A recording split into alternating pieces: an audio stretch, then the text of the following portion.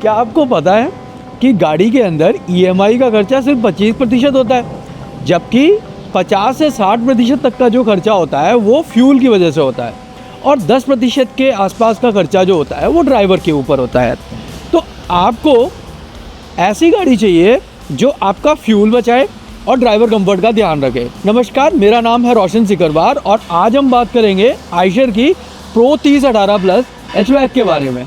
Hatchback मतलब कि heating, ventilation and air conditioning. आसान भाषा में अगर हम समझे तो गाड़ी का केबिन गर्मी में ठंडा रहेगा और ठंडी में गर्म रहेगा। सबसे पहले ये जो केबिन है वो कॉकपिट डिजाइन केबिन है, मतलब कि कॉकपिट की थीम पे बना हुआ है। कॉकपिट इस तरीके से डिजाइन की जाती है कि सारे कंट्रोल जो है वो पायलट के पास में हो, ताकि वो चलाते समय, प्लेन चलाते समय उसका ध्यान इधर उधर ना जाए। तो आइशर की गाड़ी में इसमें स्टीयरिंग भी जो है वो टिल्टेबल और टेलीस्कोपिक आता है। फायदा क्या है कि ड्राइवर अपनी हाइट के हिसाब से स्टीयरिंग को टिल्ट और टेलीस्कोप दोनों तरीके से यूज करके अपने कंफर्ट के हिसाब से स्टीयरिंग एडजस्ट कर सकता है। सीट की बात करें तो ये मैकेनिकल सस्पेंडेड सीट होती है। मैकेनिकल सस्पेंडेड सीट का मतलब है कि सीट जो है वो आपके वेट के हिसाब से ऑटोमेटिकली एडजस्ट हो जाएगी। अब बात करते हैं म्यूजिक सिस्टम।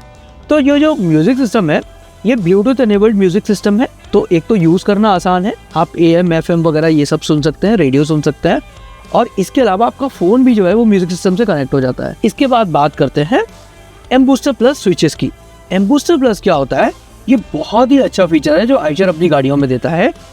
अगर मान लो आपकी गाड़ी के अंदर कोई भी लोड नहीं है और गाड़ी एकदम खाली जा रही है, तो फिर आपको उतना तेल क्यों खर्च करना है या फ्यूल क्यों कंज्यूम करना है जब आपकी गाड़ी के अंदर लोड नहीं है?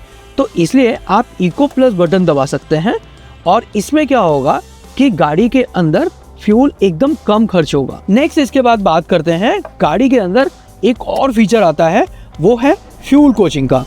फ्यूल कोचिंग क्या होता है? ये जो बैंड्स हैं, जब ड्राइवर जो है वो गाड़ी सही RPM और सही गियर में चला रहा होगा तो ये जो बैंड्स हैं ये इल्यूमिनेट हो जाएंगे। इसका मतलब है कि गाड़ी एकदम सही चल रही है। नेक्स्ट इसके बाद बात करते हैं हम फैब्रिक की। तो गाड़ी में जो सीट का जो फैब्रिक है ये एंटी पर्स्पिरेंट और फायर रेजिस्टेंट है, मतलब कि ये आग लगने से जलेगा नहीं और ये गीला भी नहीं होता है। तो इस तरह से कंफर्टेबल केबिन जो है वो ड्राइवर की प्रोडक्टिविटी को बहुत एनहांस करता है। इस गाड़ी में ट्रांसमिशन की अगर हम बात करें तो गियर बॉक्स जो है वो 7 स्पीड गियर बॉक्स आता है। अब ये 7 स्पीड गियर बॉक्स क्या होता है? तो 7 स्पीड गियर बॉक्स मतलब कि 7 फॉरवर्ड गियर्स और 1 रिवर्स गियर। इस 7 फॉरवर्ड में भी 2 ओवरड्राइव गियर्स होते हैं, या जिसको हम टॉप अप गियर भी बोल सकते हैं, क्योंकि काफी लोग उसको टॉप अप गियर भी बोलते हैं। टॉप अप गियर का फायदा क्या होता है? इसमें माइलेज ज्यादा आता है और इस गाड़ी के अंदर ऐसे 2 टॉप अप गियर्स आते हैं। तो ये है 7 स्पीड गियर बॉक्स का फायदा।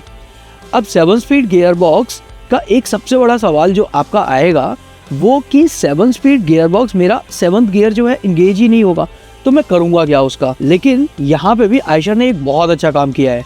इन्होंने RPM और गियर को इस तरीके से ट्विक किया है कि जो 7th गियर है वो 55 km/h की स्पीड पे ही इंगेज हो जाता है, और गवर्नमेंट का जो रेगुलेशन है वो 80 km/h पे होता है।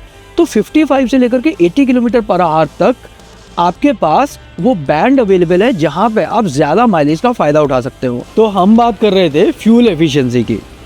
फ्यूल एफिशिएंसी के लिए गाड़ी के इंजन का फ्यूल एफिशिएंट होना बहुत ज़रूरी है। इस गाड़ी के साथ आता है E494 इंजन। E494 इंजन जो है ये 4 वॉल्व टेक्नोलॉजी पे बेस्ड है। तो इसका मतलब है कि इस इंजन के जो 4 सिलेंडर्स हैं, हर सिलेंडर के अंदर 4 वॉल्व हैं, मतलब टोटल 16 वॉल्व का इंजन है। तो ये ज़्यादा फ्यूल एफिशिएंट है, कंबशन बेटर है, और इसलिए ये ज़्यादा फ्यूल सेव करके देता है। ये इंजन जो है वो 160 हॉर्स पावर के साथ आता है और 500 न्यूटन मीटर का टॉर्क देता है। तो परफॉर्मेंस भी आपको बेस्ट मिलती है और माइलेज भी आपको बेस्ट निकल के आता है।